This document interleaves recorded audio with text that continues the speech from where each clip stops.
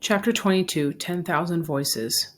As I came to understand what Manzanar had meant, it gradually filled me with shame for being a person guilty of something enormous enough to deserve that kind of treatment. In order to please my accusers, I tried for the first few years of our release, after our release, to become someone acceptable. I both succeeded and failed. By the age of 17, I knew that making it in the terms I had tried to adopt was not only unlikely, but false and empty. No more authentic for me than trying to emulate my great aunt Toyo. I needed some grounding of my own, such as Woody had found when he went to commune with her and with our ancestors in Kake. It took me another 20 years to accumulate the confidence to deal with the equivalent experience would have to be for me. It's outside the scope of this book to recount all that happened in the interim. Suffice to say, I was the first member of our family to finish college and the first to marry out of our race. As my husband and I began to raise our family, and I was sought for ways to live agreeably in Anglo-American society, my memories of Manzanar for many years lived far below the surface. When we finally started to talk about making a trip to visit the ruins of the camp, something would inevitably get in the way of our plans, mainly my own doubts, my fears. I half suspected that the place did not exist. So few people I met in those years had ever heard of it, and those who had knew so little about it, sometimes I imagined I had made the whole thing up, dreamed it. Even among my brothers and sisters, we seldom discussed the internment. If we spoke of it at all, we joked. When I think of how the secret lived in all our lives, I remember the way Keo and I responded to a little incident soon after we got out of the camp. We were sitting on a bus stop bench in Long Beach when an old, embittered woman stopped and said, "Why don't all of you dirty Japs go back to Japan?" She spit at us and passed on. We said nothing at the time. After she stalked off down the sidewalk, we did not look at each other. We sat there for maybe 15 minutes with downcast eyes and finally got up and walked home. We couldn't bear to mention it to anyone in the family. And over the years, we never spoke of this insult. It stayed alive in our separate memories, but it was too painful to call out into the open. In 1966, I met a Caucasian woman who had worked for 1 year as a photographer at Manzanar. I could scarcely speak to her. I desperately wanted to, but all my questions stuck in my throat. This time, it was not the pain of memory. It was simply her validation that all those things had taken place. Someone outside the close community of Japanese Americans had actually seen the camp, with its multitude of people and its swarm of buildings over the plain between the mountains. Something inside me opened. Something inside me opened then. I began to talk about it more and more. It was April 1972, 30 years almost to the day, when we piled our 3 kids into the car and headed out there. From where we live now in the California coast town of Santa Cruz, it's a full day's drive. We started down 101 to Paso Robles, crossed over the hummocky Diablo Range to the Central Valley, skirted Bakersfield, and climbed through the Tehachapi Pass into the desert.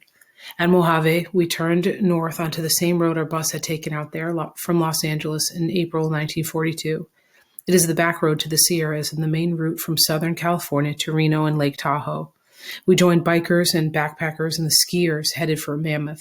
The traffic through there is fast, everyone but the bikers making for the high country. As we sped along wide roads at 60 and 70, with our kids exclaiming at the sights we passed and our car loaded down with camping gear, it seemed even more incredible to me that a place like Manzanar could have been anywhere within reach of such a highway, such a caravan of pleasure-seeking travelers. The bikers peeled off at the Red Rock Canyon, a gorgeous bulge of pink cliffs and rusty gulches humping out of the flatlands. After it was a lovely desert, but nothing much to stop for. In 100 miles, we passed 2 oases. The first at Olancha, the second one around Lone Pine, a small tree-filled town where a lot of mountain buffs turn off for the Mount Whitney portal. A few miles out of Lone Pine, we started looking for another strand of trees, some tall elms and what remained of those gnarled pear orchards. They were easy to spot. Everything else is sagebrush, tumbleweeds, and windy. At its peak in the summer of 42, Manzanar was the biggest city between Reno and Los Angeles, a special kind of western boomtown that sprang from the sand, flourished, had its day, and now has all but disappeared. The barracks are gone, torn down right after the war. The guard towers are gone, and the mess halls and the shower rooms, the hospital, the tea gardens, and the white buildings outside the compound, even the dust is gone. Spreading brush holds it to the ground. 30 years earlier, Army bulldozers had scraped everything clean to start construction. What you see from the road are 2 gatehouses, each a small empty pillbox of a building faced with flagstones and topped like tiny pagodas, with shingled curving roofs. Farther in, you see the elms, most of which were planted by internees. And off to the right, a large green building that was once our high school auditorium, now a maintenance depot for the Los Angeles Power and Water District, who leased the land to the government during the war and still owns it. Past the gatehouses, we turned left over a cattle guard and into a dirt perimeter road that led to the far side of the campsite. About half a mile in, we spotted a white obelisk gleaming in the distance and marking a subtle line where the plain begins gradually to slope upward into the alluvial fan that becomes the base of the mountains. It seemed miraculous, as if some block of stone had fallen from the peaks above and landed upright in the brush, chiseled, solitary, 12 feet high. Near it, a dozen graves were outlined in the sand with small stones, and a barbed wire fence surrounded them to keep back the cattle and the tumbleweed. The black Japanese script cut into the white face of the obelisk simply read, "A memorial to the dead." We were alone out there, too far from the road to hear anything but wind. I thought of Mama, now 7 years gone. For a long time I stood gazing at the monument. I couldn't step inside the fence. I believe in ghosts and spirits. I knew I was in the presence of those who had died at Manzanar. I also felt the spiritual presence that always lingers near awesome wonders like Mount Whitney. Then, as if rising from the ground around us on the valley floor, I began to hear the first whispers, nearly inaudible, from all those thousands who once had lived out here, a wide, windy sound of the ghost of that life. As we began to walk, it grew to a murmur, a thin, steady hum. We turned the kids loose, watched them scamper off ahead of us, and we followed what used to be an asphalt road running from the backside of the camp and a mile out to the highway. The obelisk, built in 1943, and the gatehouses are all that has survived intact from internment days. The rest of the place looks devastated by a bombing raid. The old road was disintegrating, split, weed sprung. We poked through the remains of hospital foundations, undermined by erosion channels. We found concrete slabs where the latrines and shower rooms stood, and irrigation ditches here and there, the small rock arrangements that once decorated many of the entranceways. I had found out that even in North Dakota, when Papa and the other Issei men imprisoned there had free time, they would gather small stones from the plain and spend hours sorting through a dry stream bed, looking for the veined or polished rocks that somehow pleased the most. It is so characteristically Japanese, the way lives were made more tolerable by gathering loose desert stones and forming with them something enduringly human. These rock gardens had outlived the barracks and the towers and would surely outlive the asphalt road and rusted pipes and shattered slabs of concrete. Each stone was a mouth speaking for a family, for some man who had beautified his doorstep. Vegetation gets thickest towards the center of the site where the judo pavilion once stood, and where rows of elms planted as windbreaks have tripled their growth since the 40s. In there we came across the remains of a small park.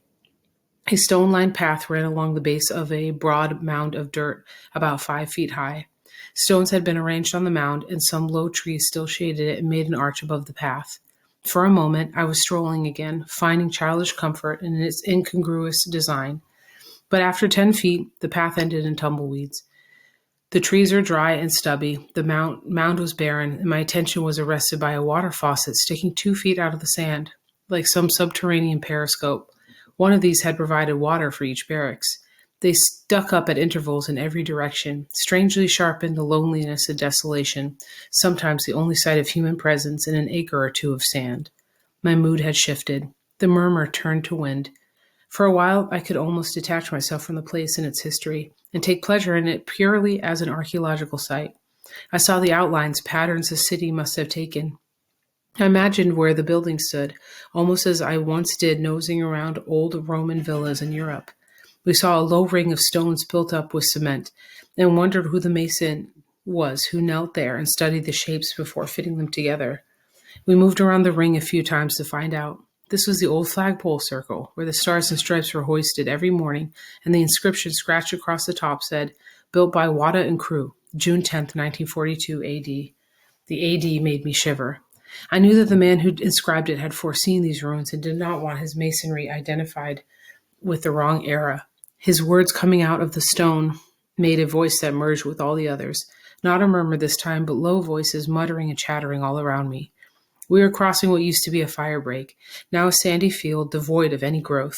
The wind was vicious here, with nothing to break it, and the voices grew. The fire break was where we had talent shows and dances and outdoor movies in the summer, and where the kids played games. I heard the girls' glee club I used to sing in way off from the other side of camp, their tiny grade school soprano singing, Beautiful Dreamer, Wake Unto Me. I closed my eyes and I was 10 years old again. Nothing had changed. I heard laughter. It was almost dusk. The wind had dropped. Then I saw old men squatting in the dirt, Papa and some of his cronies muttering and smoking cigarettes. In the summertime, they used to burn orange peels under gallon cans with holes punched in the sides to keep the mosquitoes away. Sometimes they would bring out their boards to play Go and Hana. The orange peels would smolder in there, and the men would hunker down around the cans and watch the smoke seep out of the holes. From that fire break, we cut across the first row of pear trees, looking for what might remain of Block 28. There wasn't much to guide us but the trees themselves and a view I remembered from the blunt, bulky Innu range that bounds the eastern limit of the valley. When we were close enough to smell the trees, we stopped. There was stunted, tenacious, tough the way the cactus has to be. The water table in that one area had kept them living from all these years of neglect, and they were ready to bloom at any moment. The heady smell was as in that desert setting as this little scrap of park had been, and odd yet just as familiar. We used to picnic here in blossom time on weekends if we got a wind-free day. The wind blew it toward us now, chilled pear nectar, and it blew our kids around a high stand of brush. They came tumbling across the stand, demanding to know what we were going to do out here. Our twins were 5 years old at the time, a boy and a girl. Her older daughter had just turned 11. She knew about the evacuation, but it would be a few more years before she absorbed that part of the family history. For these three, the site had been like any wreck or ruin. They became explorers, rushed around hoping the next clump of dusty trees or chunk of wall might reveal the treasure, the trinket, the exotically rusted hinge. Nothing much had turned up. The shine was wearing off the trip. Their eyes were red and their faces badly chapped. No place for kids. My husband started walking them back to the car. I stayed behind a moment longer, first watching our 11-year-old stride ahead, leading her brother and sister. She had long dark hair like mine, and was then the same age I had been when the camp closed. It was so simple watching her to see why everything that had happened to me since we left camp referred back to it in one way or another. At that age, your body is changing. Your imagination is galloping. Your mind is in that zone between a child's vision and an adult's. Papa's life ended at Manzanar, though he lived for 20 more years after getting out. Until this trip, I had not been able to admit that my own life really began there.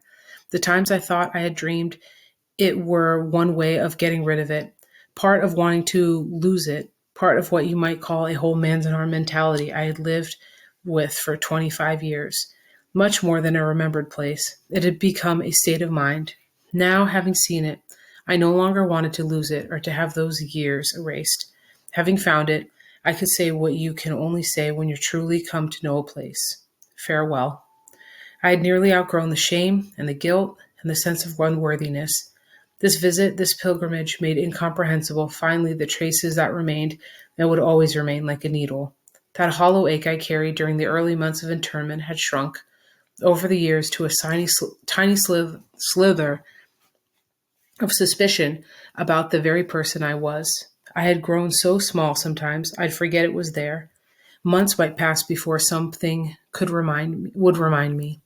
When I first read in the summer of 1972 about the pressure Japan's economy was putting on the American business and how a union in New York City had printed up posters of an American flag with Made in Japan written across it, when that needle began to jab, I heard Mama's soft, weary voice from 1945 say, "It's all starting over." I knew it wouldn't, yet neither would I have been surprised to find the FBI at my door again. I would not resist it much more than my parents did, but deep within me something had prepared me for that. Manzanar would always live in my nervous system, a needle with Mama's voice. A gust of wind rushed through the orchard, bringing ice off the white slopes and more blossom scent. It hurt to inhale deeply.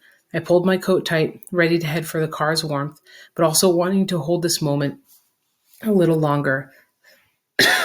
I might never be back here again. I was poking around brush clumps and foundation chunks looking for something else. One more sign. Anything. I found another collection of stones off by themselves, but so arranged that they could not have been accidental. Nearby an edge showed through the sand. I uncovered a single stepping stone, slightly worn, that led nowhere, yet lay at a subtle appendage to the small rock garden. One of these had Ian outside our barrack. One of these had lain outside our barrack doors, a first step below three wooden ones. It could be ours, perhaps not. Many barracks had such entrances, but this one would serve. I would call it the rock garden Papa was put there, almost the sign I wanted. Not quite enough. There was more to all this than the lovely patience of these gathered stones. They were part of it. But there was something else in the air, a sound, a smell, just a whiff hanging on that gust from the orchard, or blown down the ghostly alleyway of what used to be the street we lived on. I was hearing Mamma's voice once more, but differently, louder now, right in front of me, and I smelled cork burning. That was one of Papa's remedies when her back knotted up. He would take little coins of cork and place them on the tension nodes and light them, and the cork would burn dark rings into her skin as she hunched on the porch steps, groaning with relief. There were sitting on the steps like that, Mama hunched, Papa tending the blackening rings, one morning a few days before we left camp. Now that smell and those voices in the wind from the orchard brought with them the sign I was waiting for, the image of a rekindled wildness in Papa's eyes. 27 years earlier, I had carried it with me out of camp, only half understanding what it meant. Remembering now, I realized I had never really forgotten his final outburst of defiance. But for the first time, I saw it as clearly as the gathered desert stones. And when I left today for good, I would carry that image with me again, as the rest of my inheritance. It was the day Papa suddenly came back to life and decided to go into Lone Pine and buy a car. Mama had been packing, and that brought the uncertainty of our future to such a sharp point. Her back went into spasms. She didn't want to talk. She wanted to concentrate on the rings of heat. She let Papa rant a long time before she reacted. "That's crazy, Co," she said. "Don't call me crazy. You think I'm going to ride that stinking bus all the way to Los Angeles? It's cheaper than buying a car." "Cheaper? What is it worth? To be packed in there like cattle? You call that cheap? We don't have money to buy a car." "I know how much money we have." He jumped to his feet then, rushed into the house, came out with his hat on and a shirt half unbuttoned, and his walking stick and his turtleneck sweater tied around his neck, and took off striding toward the main gate, leaving Mama with her back full of smoking cork, which had done no good at all, since this new move of his merely bunched her muscles up worse than ever. It was late afternoon when we heard the horns still blocks away. Without looking at the door, Mama said, "Here he comes."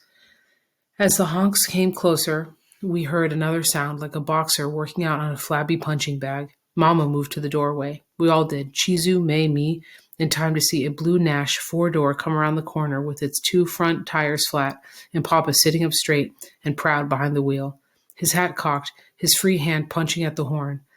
Heads were appearing at doorways all up and down the street. He stopped in front, racing the engine and grinning, while he eyed Mama and fingered the shiny knobbed dashboard gear shift. On the seat between his legs, he had a half-empty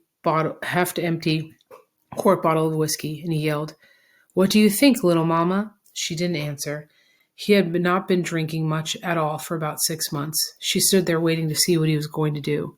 He laughed and made the engine roar and demanded to know where all his boys were. He wanted to show those yogurs what a real car looked like. Keo was the only son still in camp, and he had gone off to help someone else load furniture. So Papa announced that he would give all his women a ride. Mama protested and said he ought to have those tires fixed if we expected to take this car all the way into Los Angeles. Papa roared back at her, louder than the engine, and with such a terrible samurai scowl that we all went leaping and piling into the car. Mama last, slamming the back door and climbing into the front seat next to him. "You think it's a pretty good car?" he said, pleased by his show of power. Mama said nothing. She sat very stiff, cool, enduring him. Chizu was a placater now, leaning forward to the back to pat him on the shoulder. "It's a fine car, Papa. You watch." He grabbed the gear lever and rammed it into low. The Nash leaped, and we were cloppeting down the street on those two flat tires and two good tires, with Papa laughing, sipping from the bottle. At the first corner, he said, "You think I can't pick out cars?" Softly, Chizu said, "You did real good, Papa." He stepped on the gas, hitting maybe 30, swerving crazily. In the back seat, we were all thrown around, flung from door to door like rag dolls, with Mama bouncing in front of us and Papa's hat scrunching up against the ceiling. May cried out, Not so fast, Papa. You're going to wreck your car. You think the car can't take it? He yelled back at her. You watch this. His gaiety turned ferocious again. He stomped the pedal, pushing the speedometer up to 35. His right front tire had shredded and it flopped like a mangled arm. It lashed out, upending a garbage can. I started to cry.